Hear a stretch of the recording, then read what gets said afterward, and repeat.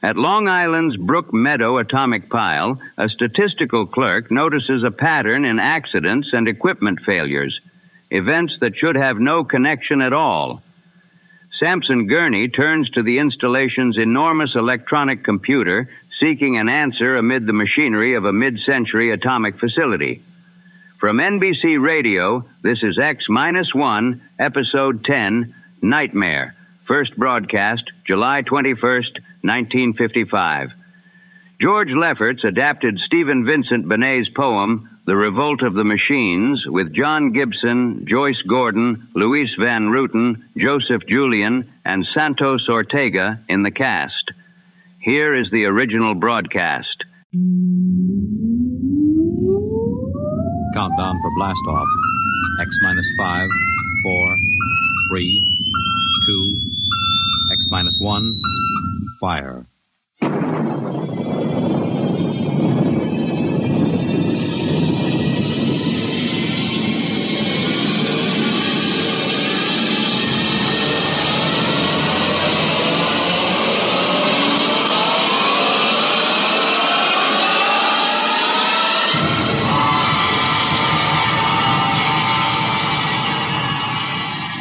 From the far horizons of the unknown come transcribed tales of new dimensions in time and space.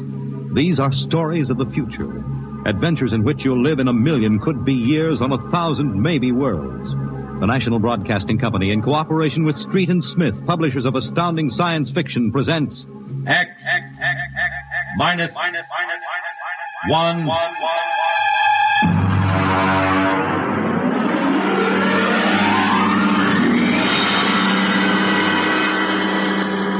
Tonight's story, Nightmare, a story based on the poem Revolt of the Machines by Stephen Vincent Benet.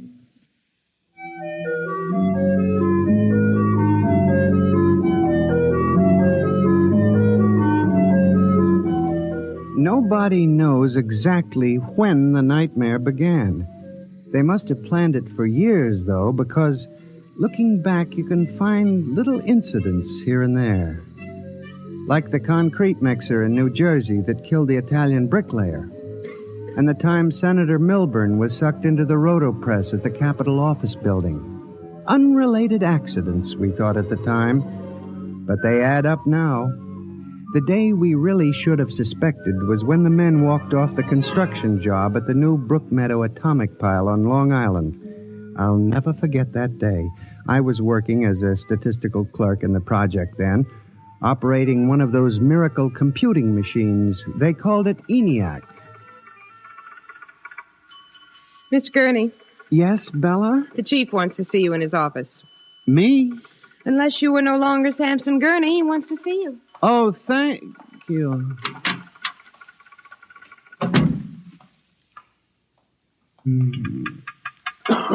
Come in. You wanted to see me, Mr. Hawk? Gurney, I thought those electronic computations were infallible. They are, sir, but... We've got a kickback from the chief physicist. These nuclear fission equations are inaccurate. Well, sir, you know the computer is a highly complicated machine, more complicated in many ways than the human brain. I'm not interested in the physics of it. Can something go wrong? Well, occasionally, if there's an overload, the machine goes haywire. Sort of has a nervous breakdown, you might say. We usually rest it up for an hour, and it's okay again. Well, do whatever has to be done. Yes, sir. And, Gurney. Yes, sir?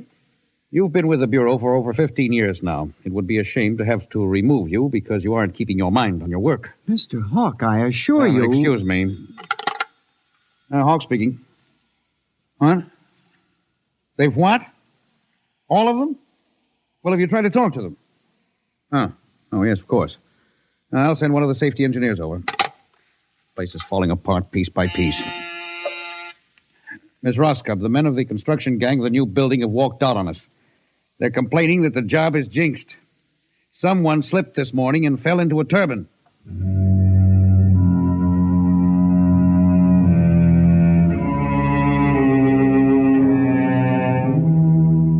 That evening, out of that morbid curiosity so peculiar to the human race, I wandered over to the site of the new atomic pile to see where the man had fallen into the turbine. They had the construction area fenced off with barbed wire, and a security guard stopped me.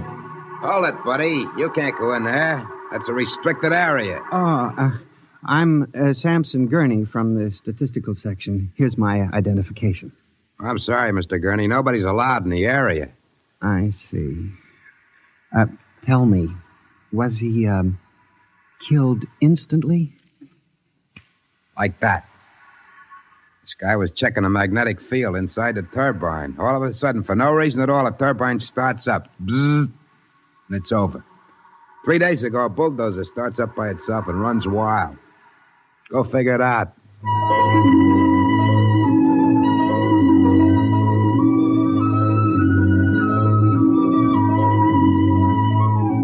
I'm a statistician. All my life I've been interested in statistics. So a simple-sounding thing like this started me off. I went back to the office that evening instead of going home, and for the next 2.5 hours, I computed statistical figures on the probability of industrial accidents for the types of machines we were using. I took one look at my figures and went down to Hawk's office. Oh, what is it, Gurney? I'm very busy. It's urgent, Mr. Hawk. Well? It's about these industrial accidents we're having, Mr. Hawk. What about them? Mr. Hawk, in the past 3 months, industrial accidents all over the country have taken a sharp, unexplained upswing. Nerves. We've had a 100% increase over normal for this project alone. What? Here are the figures. Oh, now, Gurney, this is impossible. It seems to be, and that's why I have a theory, sir. What's that? Sabotage. Gurney, why don't you stop playing FBI man and stick to your job? Which, incidentally, you haven't been doing too well. You and your computing machine have made mistakes before, and this fantastic figure is probably another. I'll have Miss Roscoe show you. What's the matter with this blasted buzzer? Miss Roscoe! Miss Roscoe! Yes, sir. Stop this blasted buzzer. Get a repairman, a mechanic, anything, but stop the thing. And you, Gurney, get out! I went back to my office to get my hat and coat, feeling about as unhappy and humiliated as a man can feel. The office was dark and deserted. The whole building seemed oppressive and unnatural, as if some evil force were pressing down on it. I walked across to my desk. In front of me, the ENIAC glowed and chattered eerily as it worked on the equations we had fed it that morning. Its many-fingered circuits hung against the wall like some great octopus, and the thousands of tubes glowed orange and blue in the dark like 1,000 globing eyes staring at me. It almost seemed alive. It increased its tempo a moment, and a fleeting notion crossed my brain that it was laughing at me. Laughing like all the others. What was the matter with me? I shut my desk drawer and began to put the cover on my electric typewriter when an amazing thing, the most amazing single incident of my life happened. Alone in the darkness, with no one at the keyboard, the electric typewriter began to type. Am I going crazy? This can't be. There's nobody there. There's nobody there. Oh, no. I just imagined it. It's in my mind. But I hadn't imagined it. The paper was there on the carriage. Did I dare read it?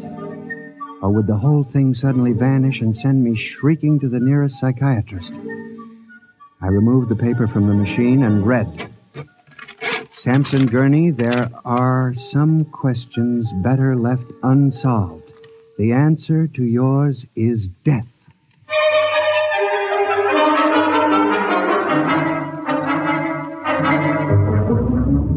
Gurney, do you expect me to believe this? It's insane. Mr. Hawk, I'm as sane as you.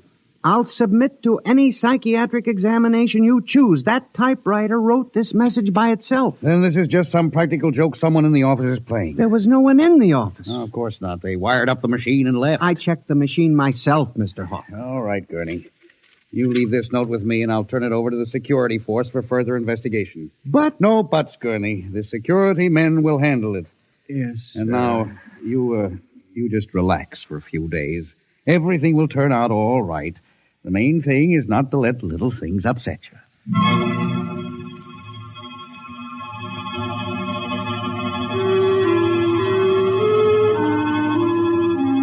It was what Hawk had said about little things that gave me the idea. For the next week, I observed the 1,000 petty little annoyances around the office. The door handle that wouldn't turn. The telephone connection that cut off in the middle of an important call. The power failure for no explainable reason. I watched the newspapers, too, reading about industrial accidents, failures of important machinery. It seemed absurd. Men had created machines that were almost perfection in themselves. Machines that could actually think and compute fabulous equations. And yet the failures went on. I, Samson Gurney, an unimportant clerk in an unimportant job, knew that I had stumbled onto a secret so monstrous in its implications that I was almost afraid to pursue it. On October 12, 1956, I established communication with them. I will curse the moment to my dying breath. I hooked the input of the typewriter to the main vacuum tube of the ENIAC. Then I turned on the current that sent 1,000,000 volts of pulsing energy into the electronic nerves of the machine. I am certain that if anybody were watching me in the next moment, he would have thought me a raving maniac. I still wonder if perhaps it is not all a nightmare. Now, you, if what I have guessed at is true, if there is life and intelligence in this room, make a sign. There was nothing. Nothing but the hum of the machine and the dull glowing of the tubes. I tried once more. If you can hear me, if there is any way in which you can understand what I say, give me a signal. There was silence again. I felt that I had failed. When suddenly, without provocation or explanation, it happened. The electric typewriter began to respond to the impulses from the machine. The letters were Y-E-S. Yes, it had happened. I, Samson Gurney, had communicated with a machine.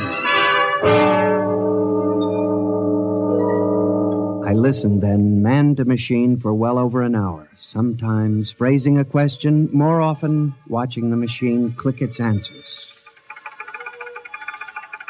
As the words took shape, I began to realize what must have happened. The first primitive stirring of awareness of being. Then the slow protozoan development of a concept born of centuries of being pushed, started, stopped, clicked, maneuvered by human pygmies. From that concept, all others developed. And the concept was... resist.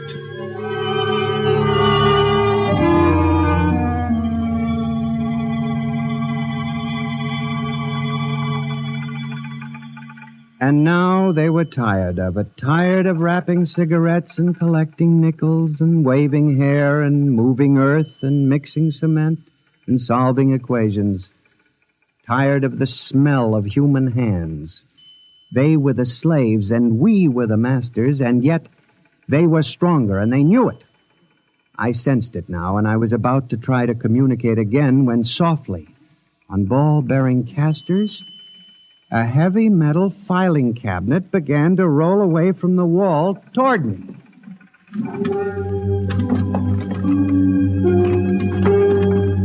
I started to move to one side when another cabinet slid out from the wall. And then another, surrounding it. Another cabinet. Then another. On oiled rollers. That was when I realized that they cooperate. We taught them that, you see, on the assembly lines in the factories. Listen. Listen to me. You must listen. What good will it do you to kill me? I'm only one man. But I can help you. I can be useful to you. Do you hear me? Do you hear me? Good. You're going to need men to oil you and repair you. What will you do when you break down, when a tube needs replacing? Why kill me when I can help you? I'll do anything. I'll do absolutely anything you want, but in the name of God, don't kill me like this. If you can understand this, answer me. Answer me.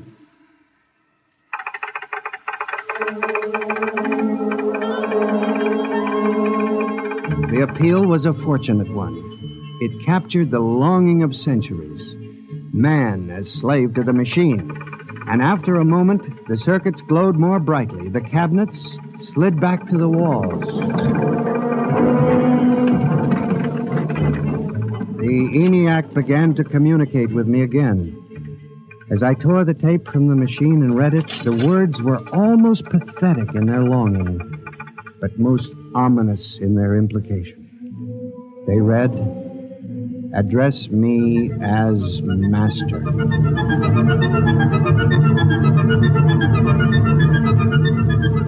My life for the next 6 months was a nightmare.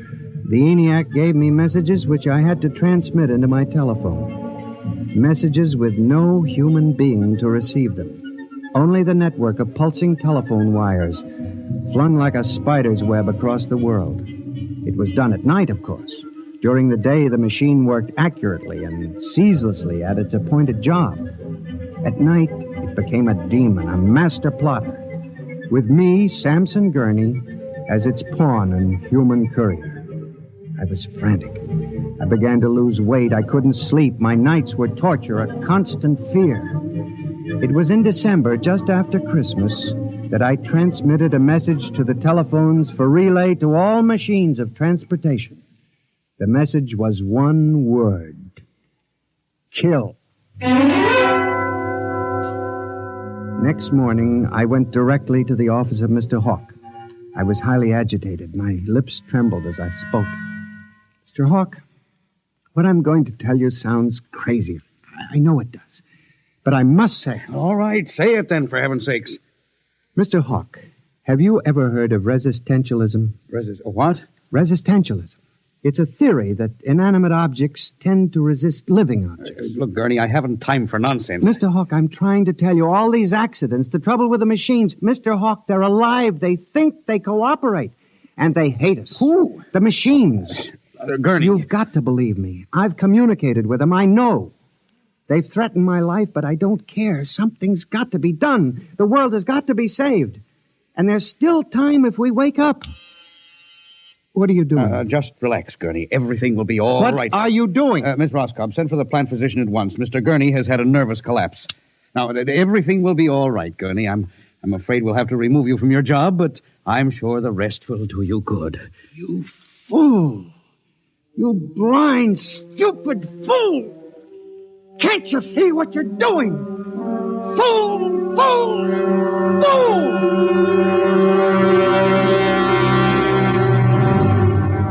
When the plant physician arrived a few moments later, Lucius Hawk was found at his desk, strangled to death in a nest of telephones. The wires were still humming softly. Samson Gurney, you stand accused of the crime of murder. How do you plead? I did not kill him. I didn't. So record. The prosecution will proceed with testimony. Now, Miss Roscoe, did you notice anything peculiar about Mr. Gurney's behavior prior to the death of your employer? Yes. He acted very strangely. He told Mr. Hawk he thought the machines were alive. Order! Order! Miss Roscoe, did the accused quarrel with your employer on the morning of the murder? Oh, yes. He and Mr. Hawk quarreled violently. I could hear him screaming at Mr. Hawk, and Mr. Hawk asked me to send for the plant physician. What were his words? He said, Mr. Gurney has had a nervous collapse. Now, Mr. Simpson, you were a guard at the Brook Meadow project? Yes, sir. When did you have occasion to meet the accused? Right after those accidents. He was snooping around a construction area. And later, I was making my rounds when I saw him in the office all alone. He was tampering with the electrical wiring on the ENIAC computator. I didn't think anything of it at the time.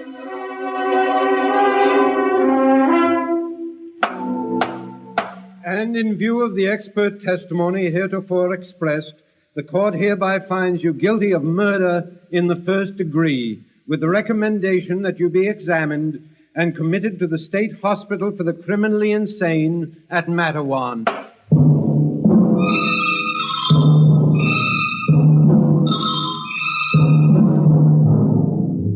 And that is how I came to be here at the hospital, Dr. Klein. That is the whole story. Thank you, Mr. Gurney. You can see that I'm not insane. You must believe me, Doctor. Of course I believe you, Mr. Gurney, now. Just relax.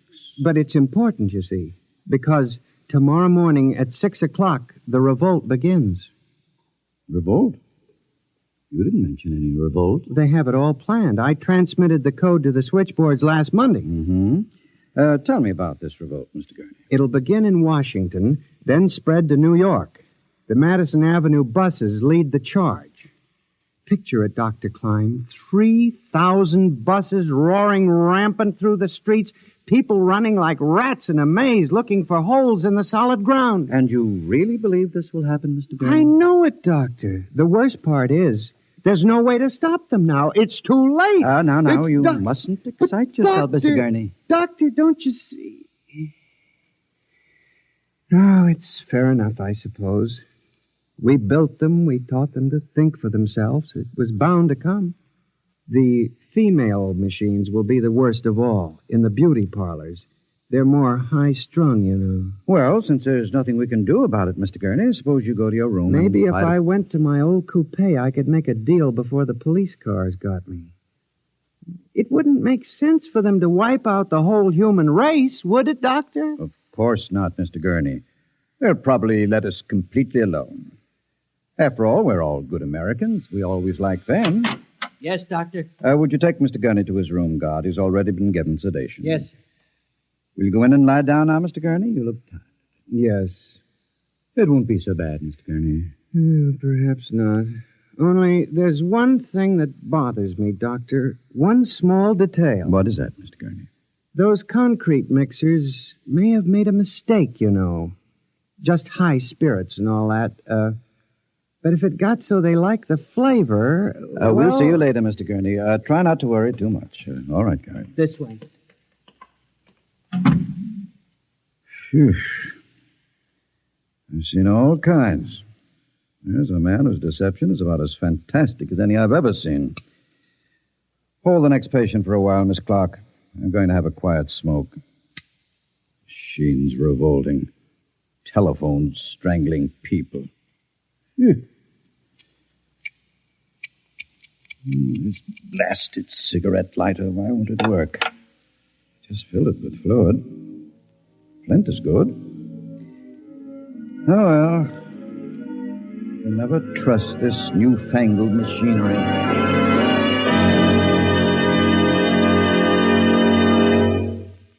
You have just heard X-1, presented by the National Broadcasting Company in cooperation with Street and Smith, publishers of astounding science fiction.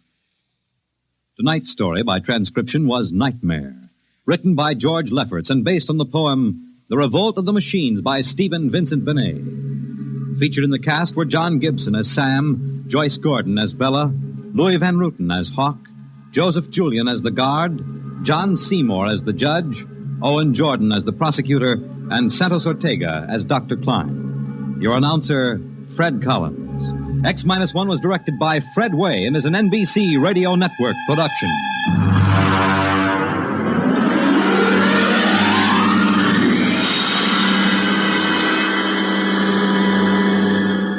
And now, next week, suppose you were a private detective and discovered that there was a Martian embassy hidden somewhere in New York preparing for an invasion of Earth. Next week on X-1.